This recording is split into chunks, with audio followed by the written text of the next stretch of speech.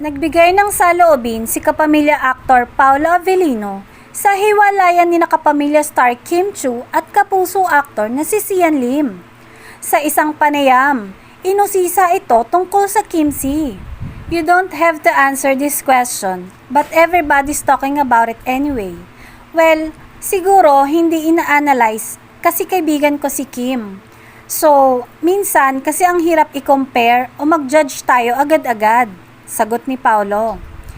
Pero palagi ko ngang sinasabi, siguro maganda talaga na yung perfect timing, pagpapatuloy niya. Samantala, masayang ipinagdiwang ng aktres na si Kim Chiu ang Pasko habang kasama ang kanyang pamilya. Sa latest Instagram post ni Kim, makikita ang mga larawan mula sa pagdiriwang nila sa Pasko. Makikita naman sa mga larawan na super happy si Kim kahit nakakagaling lang nito sa hiwalayan kay Sian Lim.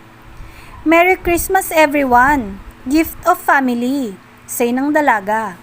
Marami naman ang umusisa kung magkasama ang dalawa o dumalaw si Paolo kay Kim ngayong Pasko.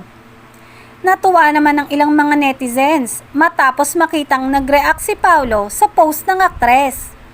Maligayang Pasko sa pinakapaborito naming Kim Pao. OMG, ang saya na ng Pasko ko. Kinikilig ako. Merry Christmas!